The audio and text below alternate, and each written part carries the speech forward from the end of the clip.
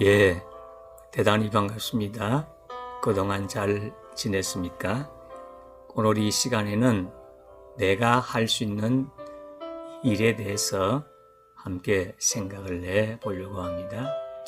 현재 상황 속에서 할 수 있는 일을 찾게 되면 새 인생을 살게 되어집니다. 보통 우리가 직업을 갖게 되는 것은 기본적으로 가족의 생계를 위해서 직업을 가지는 경우가 있습니다. 가족이라 하면 기본적인 단위가 부부고 그 외에 아들, 딸, 자녀들, 또 넓히면은 손자, 손녀까지 되겠는데, 이와 같은 부부와 자녀들과 가족의 생계, 생활을 위해서 직업을 가지는 경우들이 많이 있습니다. 그리고 직업을 가지는 것은 기본적으로는 의식주의 문제를 해결하기 위함입니다. 옷을 입고 먹고 집에 거주하면서 살아가는 기본적인 의식주의 문제를 해결하기 위해서 직업을 가지는 것이지요.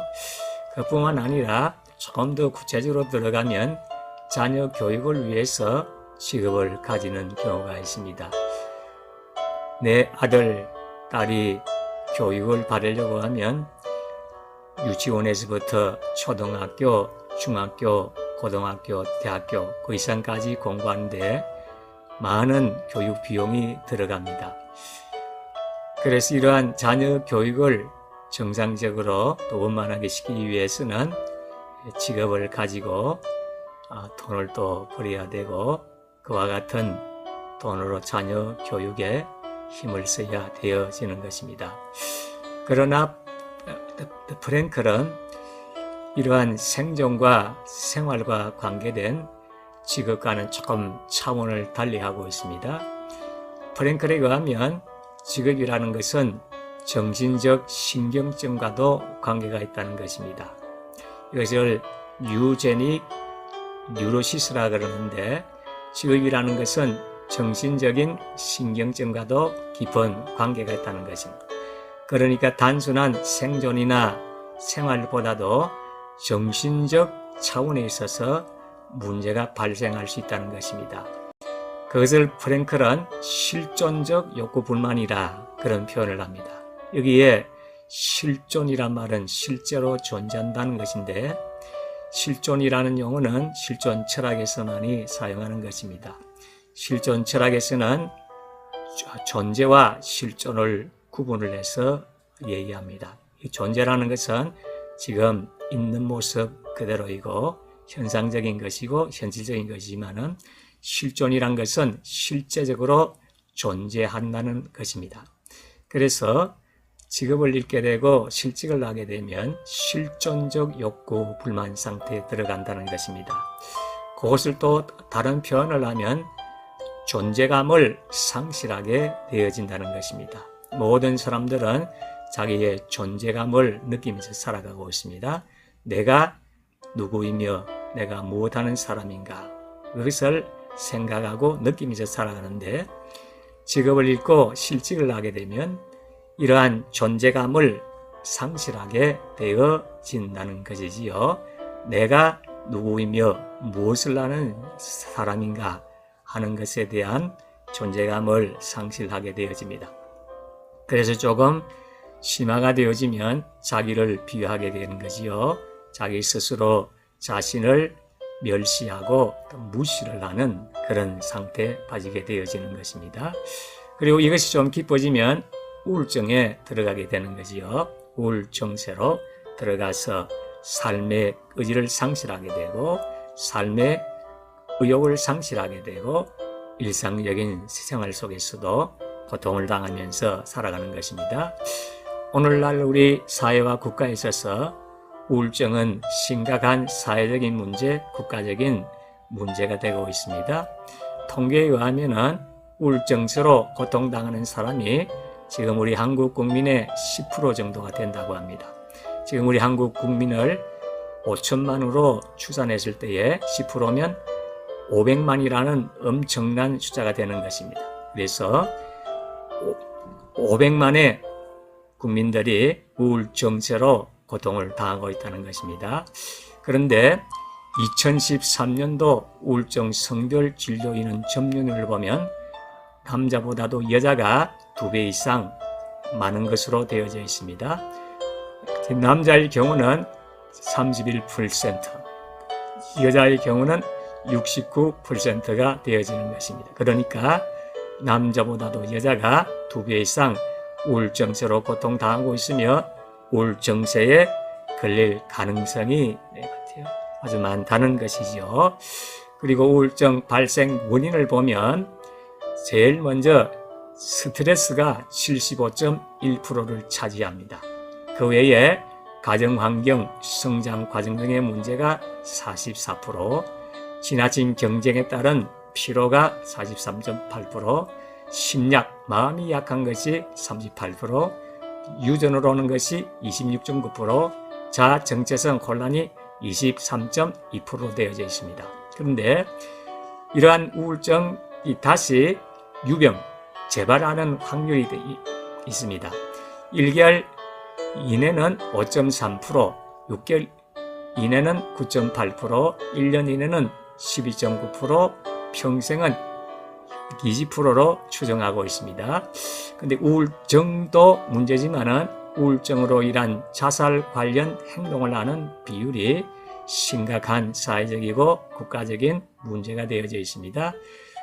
우울증으로 고통당하는 사람이 자살을 생각하는 경우가 1개월 이내가 4%, 6개월 이내가 6.5%, 1년 이내가 8.7%, 평생을 통해서는 22.8%로 추정하고 있습니다. 자살 계획하는 경우는 1개월 이내가 0.8%, 6개월 이내가 1.1%, 1년 이내가 1.4%, 평생은 4.2%로 추정하고 있습니다. 심지어는 실제적으로 자살을 시도하는 경우는 1개월 이내가 0.2%, 6개월 이내가 0.3%, 1년 이내가 0.3%, 평생은 2.2%로 추정하고 있습니다. 그러니까 우울증도 문제지만은 우울증과 관련해서 자살 관련 행동을 하는 이것이 더 심각한 문제되고 있습니다. 그런데 성격이 내성적인 사람은 주로 우울증으로 고통당하지만은 성격이 외향적인 사람은 분노를 폭발하는 경우가 있습니다. 그래서 분노 조절 장애로 고통당하는 경우가 있습니다. 한국 사회 분노의 숫자를 2010년 OECD 임시직 노동자 비율 도표를 보면 폴란드가 제일 많고 그 다음 스페인, 그 다음이 한국입니다. 한국의 분노 숫자는 24.8%입니다. 임시직 비율 OECD 최고 수준이고 실제 비정규직 비율이 48%나 됩니다. 전체 임금 근로자의 절반에 해당한다고 볼 수가 있습니다. 왜 분노를 하게 됩니까? 충동 조절 장애로 말미암아서 분노하는 경우들이 많이 있습니다. 건강보험공단의 자료에 의하면 2011년에 충동 조절 장애로 진료받은 사람이 3,030명, 2012년도에는 3,410명, 2013년도에는 3,261명, 2014년도에는 3,370명, 2015년에는 3,614명에 해당, 점점 충동조절 장애로 인한 분노를 표출하는 경우가 아주 많아지고 있다는 것을 볼 수가 있습니다. 그런데 최근에는 소아 분노와 관련된 질환이 점점 더 증가하고 있습니다. 극심한 경쟁 사회고 무분별한 TV와 인터넷이 노출되어져 있고 경직한 사회 분위기 등으로 아이들의 정서도 점점 더 팍팍해지고 있는 경우가 있습니다. 적대적 반항장애가 2에서 16%, 품행장애의 경우 남자아이가 6에서 16%, 여자아이가 2에서 9%로 되어져 있습니다. 특히 품행장애는 소아를 위한 정신보건기관에서 가장 흔히 진단되는 질환 중 하나입니다. 아우슈비츠 수용소에 처음에 1,500여 명의 사람들이 들어갔습니다. 그런데 이 사람들은 수용소에 들어가기 전에는 회사인도 있고 의사도 있고 예술가도 있고 다양한 직업을 가진 사람들이었습니다. 그런데 1942년 유태인 학살 정책에 의해서 그들이 강제적으로 실직을 당하고 수용소에 들어오게 된 것입니다. 강제 실직을 당했기 때문에 우울증과 아울러서 성격이 굉장히 거칠어졌습니다. 그래서 얼굴에 웃음기를 상실하게 되어지고 상소리와 욕을 함부로 하는 사람들로 변해갔습니다. 그리고 분노 조절을 하지 못해서 서로가 말다툼을 하고 싸움을 하는 이런 경우들이 이제 많이 생겼습니다. 그리고 대부분의 사람들이 영세주의자가 되었습니다. 삶의 의미와 삶의 가치를 포기를 하고 삶에 대해서 비관하고 죽음만을 생각하는 그런 사람들로 변화가 되어진 것입니다. 그와 같은 상황 가운데서도 자기가 하고 싶고 또 할 수 있는 조그만 일이라도 발견하게 되면 이와 같은 어려운 환경을 극복해 가는 것을 빅토리 프랭클이 발견을 하게 됐습니다. 내가 할 수 있는 일을 발견하게 되면 그것은 곧 자신의 가치를 발견하는 것과 마찬가지인 것입니다. 내가 할 수 있는 그 일을 통해서 자신의 가치를 표현하고 실현을 할 수 있기 때문인 것입니다. 그래서 용기를 가지고 또 믿음을 가지게 되어지는 것입니다.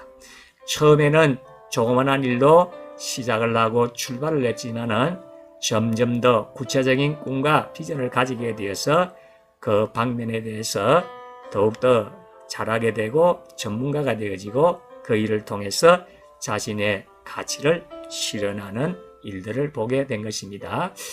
또한 자신의 할 수 있는 일을 발견하게 되면 마음의 여유를 가지게 되어지는 것입니다. 그리고 마음의 여유가 생김으로 해서 웃음과 유머를 사용을 하게 되어지고 새로운 삶을 살게 되어진다는 것입니다. 우리 하나님께서 우리 모든 사람들에게 각자의 재능과 달란트와 은사를 주셨습니다. 일반적으로 재능이라 달란트라 얘기하지만은 또 교회에서는 은사라는 말을 사용하는 것입니다. 이러한 재능과 달란트와 은사는 내가 하고 싶은 일로 표현이 되어지고 또 내가 할 수 있는 일로 표현이 되어지는 것입니다. 물론 내가 하고 싶은 일은 아주 많습니다. 내가 하고 싶다고 해서 모든 일을 할 수는 없습니다. 내가 하고 싶은 일 가운데서 내가 할 수 있는 일이 있다는 것입니다. 그것이 바로 나의 재능이고 달란트고 은사라는 것입니다. 그래서 내가 하고 싶은 일 가운데서 내가 할 수 있는 그 일을 찾아서 하게 될 때에 우리 하나님께 영광을 돌리게 되고 내 삶의 의미와 가치를 발견하게 되고 행복감 속에서 살아가고 이를 통해서 다른 사람들에게 유익을 가져다 주고 사회나 국가에 도움이 되어지는 것입니다. 그래서 내가 하고 싶은 일이 무엇인가 내 마음의 중심을 살펴보고 내가 하고 싶은 일 가운데서 지금 내가 할 수 있는 일이 무엇인가를 발견해서 하나님께 영광 돌리고 내 삶의 의미와 가치를 발견하고 행복감 속에서 살게 되기를 진심으로 소원합니다.